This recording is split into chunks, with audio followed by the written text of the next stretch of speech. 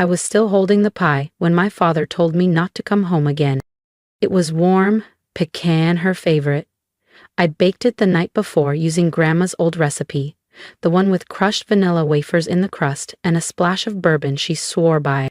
I'd driven 5 hours through sleet from Kansas City to bring it to her, like I did every year. It was Thanksgiving. I was home. Or so I thought. We hadn't even said grace yet. The turkey hadn't been sliced, the cornbread was still steaming in the ceramic dish shaped like a leaf. I was still standing in the doorway, still smiling, still holding that pie when Dad said, "Give back the $50,000, 0 cents, Marissa. Or don't bother coming home again." At first I thought he was kidding, or testing out some awkward joke. Dad wasn't the dramatic type, and Thanksgiving wasn't our family's battleground. Not until that night. But no one laughed. My cousin Dean stared into his water glass. Aunt Sylvia's jaw was tight. Even Mom, gentle, soft-spoken Mom, wouldn't meet my eyes. I didn't sit. I couldn't. The pie tin suddenly felt like lead in my hands. I glanced down at it, confused, like maybe it could explain what was happening. "Excuse me?" I managed. Dad's mouth was a flat line. "Let's not drag this out. You know what this is about. What exactly are you accusing me of?" That's when Aunt Sylvia finally looked up. Her mascara had run slightly, but her voice didn't shake. "It's about Mom's account. $50,000, 0 cents, vanished last month. Right after you helped her set up online banking," Dean added. My throat went dry. It was true. I had helped Grandma. She was nervous about giving up her paper statements, so I walked her through the app one afternoon, wrote everything down in a floral notebook she kept next to the toaster. That was 5 weeks ago. And now they were saying that was the moment I robbed her? "Do you think I stole from her?" I whispered. Dean wouldn't look at me. The bank confirmed it. The withdrawals were made online. No one else had access. No one else, except me. I looked at Grandma. She didn't flinch. Didn't nod, didn't shake her head, just pressed her napkin to her lips like she might be sick. That's when it sank in. The pecan pie, the sleet-covered drive, the years of tradition. None of it mattered anymore. I wasn't family tonight. I was a suspect. I set the pie down gently on the edge of the granite countertop. The metal tin tapped faintly like punctuation at the end of a sentence. I reached for my coat from the back of the dining chair where I'd draped it earlier. I didn't speak. "You have until Sunday," Dad said behind me, voice low. "Then we go to the lawyer." I didn't cry in the car, didn't scream, didn't pound the steering wheel like they do in movies. I just drove, my coat still half-buttoned, my pie still sitting on their counter, untouched. The streets of Fairview were quiet. Porch lights glowed soft yellow. Paper turkeys decorated window panes. It was Thanksgiving night, and the whole town smelled like nutmeg, stuffing, and peace. Except me. I pulled into the Weatherford Inn on Route 17, a little roadside place I'd passed 100 times but never thought I'd need. The clerk didn't ask questions, just handed me a keycard and wished me a peaceful night. Small mercy. The room smelled faintly of old carpet and microwave butter. I sat on the edge of the bed, boots off, hands still trembling. "Marissa Ellery. I'm 34 years old. I've led forensic audits for some of the largest firms in the Midwest.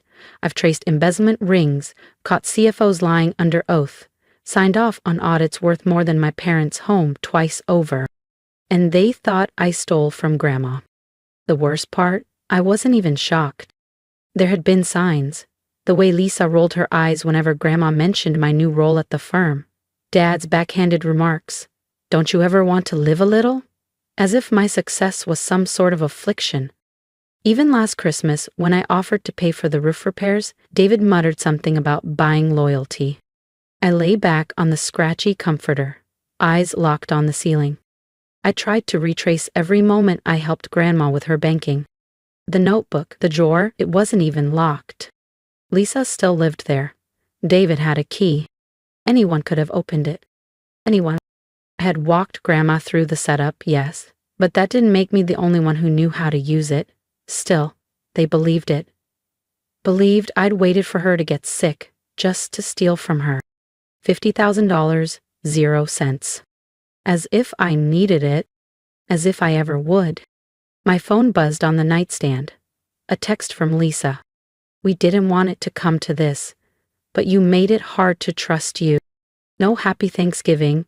No hope you're okay. Just blame. As if I'd shattered something fragile. As if I owed them the apology. I turned the screen face down. At work, I untangle shell companies, track phony invoices, uncover fraud disguised as oversight. I know the fingerprints of theft, and I know how easily someone can make it look like someone else's fault. And someone had made me the fall girl. I stared up at the ceiling until the motel lights blurred overhead. If they were going to treat me like a criminal, maybe it was time I investigated like one. I woke before dawn. No alarm, just instinct. One thing I've learned chasing financial crime: money doesn't vanish, it moves. The trick is knowing where, and who gains from the disappearance. I poured myself a bitter cup of lobby coffee and opened my laptop on the tiny desk. Our firm had been quietly investigating a string of elder fraud cases. Retirees with modest accounts drained in 3 quick hits, each just below the federal reporting threshold. The same bank kept coming up. Greenwell Mutual. Grandma's bank. I hadn't told my family I was on the internal audit team. It was confidential, but I had access. I messaged Theo, our compliance officer. Just a name. A date range. A branch. Less than an hour later, he sent me a folder. 10 is Whitmore, withdrawal slips, teller logs. 3 withdrawals from Grandma's account, spaced 5 days apart. $20,000, 0 cents. $15,000, 0 cents. $15,000, 0 cents. All done in person. Not online. That was the first crack.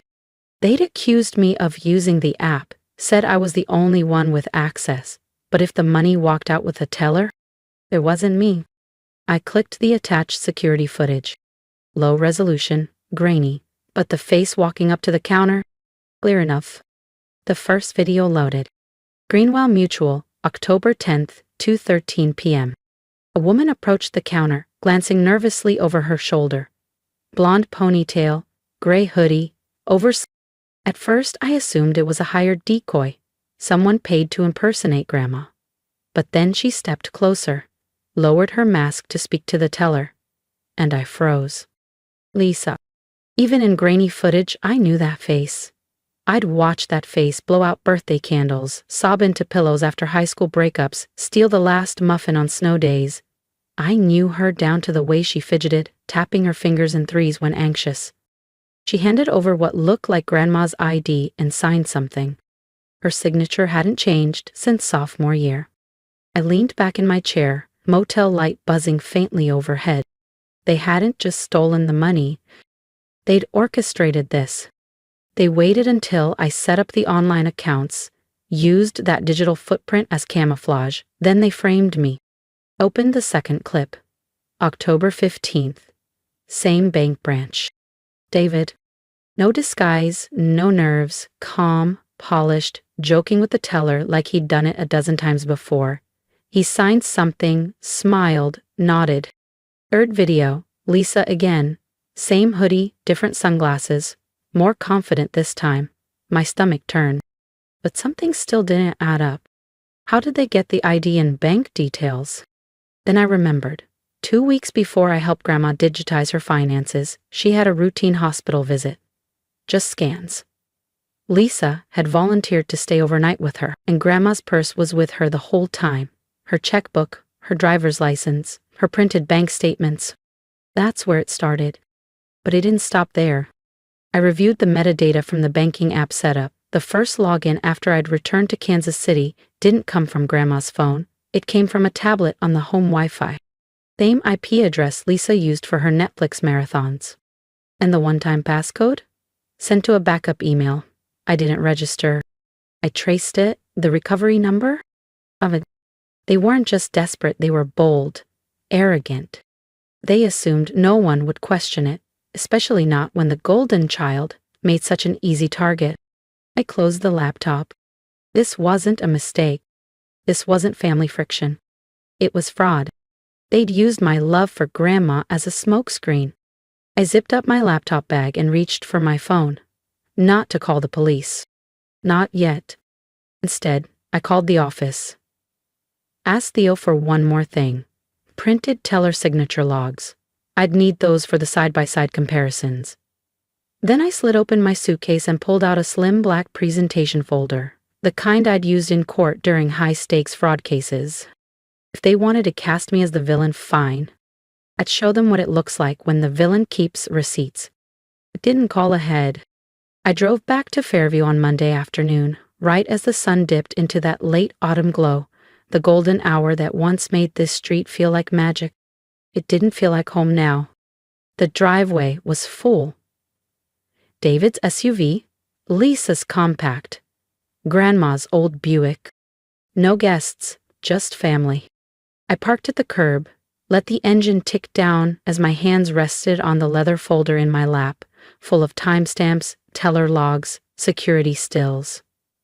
Every lie they thought would fade unnoticed. Then I stepped out.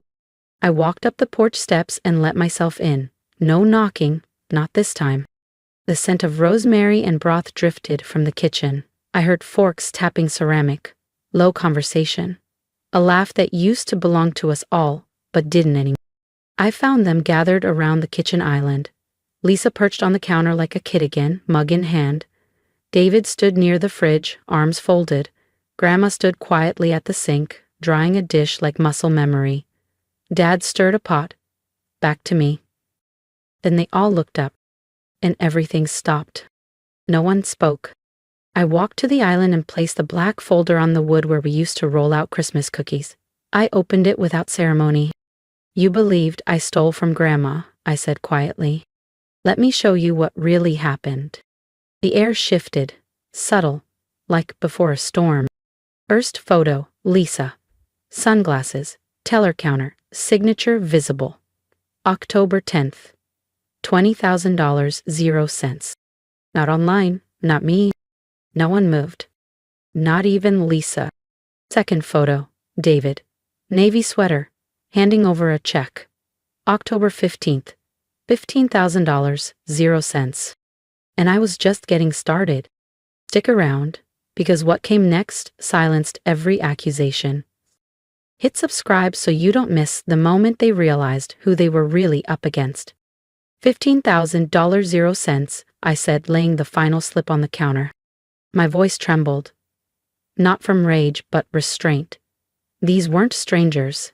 These were the people I'd made blanket forts with, shared birthday cakes with, trusted. Lisa gripped her mug tighter. Her knuckles turned white. She opened her mouth like she had a defense lined up, then closed it again. I placed the teller slips side by side. Same branch, same signatures.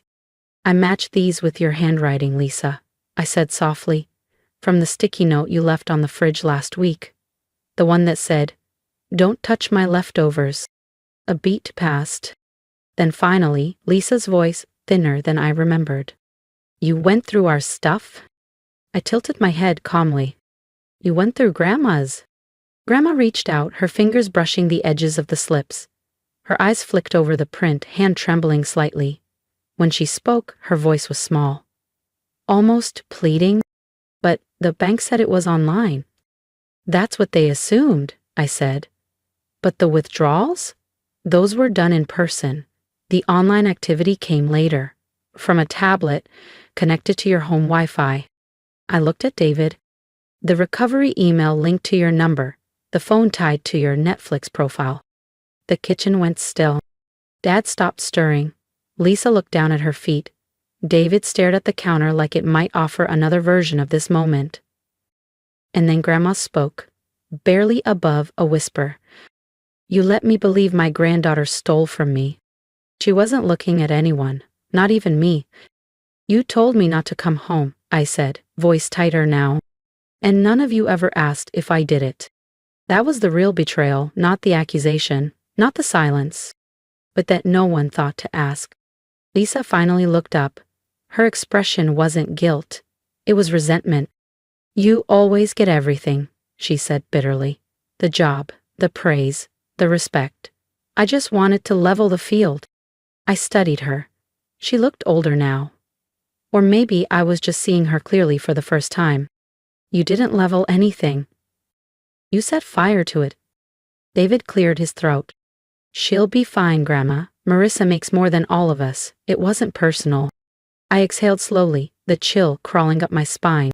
It's always personal when it's family. I watched Grandma sink into a chair, the folders still open in front of her. Grandma's hands rested in her lap, palms up, like she didn't know what to do with them. Dad finally spoke. Marissa, what are you going to do? I met his eyes. For the first time in days, I didn't feel like the child in the room. I'm not pressing charges, I said. But I sent the file to the family attorney. You can decide what to do with it. Calm, with 350 characters. He nodded once. Older than I remembered. I zipped the folder closed. My hands moved automatically, years of courtrooms and case files guiding the motion. This time, it felt like closing a door. You told me not to come back unless I returned the money, I said. I didn't take the money, but I brought the truth. I waited just long enough for the words to land, then I turned. Right, Grandma's voice cracked. I paused at the door. Thanksgiving's over, I said. You all made sure of that. I didn't take the folder, didn't take the pie, just my keys. And whatever part of me still believed they'd ever have chosen me. I didn't drive off right away. I sat in the car, watching the kitchen window. No one followed. The lights stayed on. Lisa didn't laugh. David didn't speak. No one came outside. And that silence told me everything. Back in Boston, the city felt sharper, quieter. I returned to work like nothing had happened, but I stopped calling on Sundays. Ignored the family group chat. Let a voicemail sit for 3 days before playing it. It was Grandma. Marissa, we were wrong. I didn't want to believe it. I'm sorry. I don't expect forgiveness. The house feels empty. She hung up before the minute mark. 2 weeks later, a letter came. Inside, a photo of me, Lisa, and David on the back porch in Halloween costumes. No note. Just this. We didn't know how much we'd miss you until you were gone. No signature. David never reached out. Lisa didn't either. But a cousin told me they both moved out. Grandma stopped talking to them. Said she needed space. I didn't ask. I didn't offer to come back. Instead, I made something new. I launched a weekend seminar at the community college. Financial protection for older adults. Not glamorous, but it was mine. It mattered. One Saturday after class, an older woman took my hand and said, I wish I had a daughter like you. I smiled gently. Didn't say what I was thinking. So did mine, once. December came and went. No tree, no calls, no ornament exchange. There's a kind of grief no one prepares you for. The kind that comes when the people you love choose someone else's version of you. And once they make that choice, they can't take it back. I still keep the folder. Not in my office. Just in a drawer beneath old tax returns and my mortgage copy. Haven't opened it since that night. I don't need to. Because the facts haven't changed. And neither have I. Tell me, have you ever been blamed for something you didn't do? What did you say? What did you wish you'd said? I'd love to read your thoughts in the comments. Share your story below. I'm listening. Because sometimes strangers understand more than family ever could.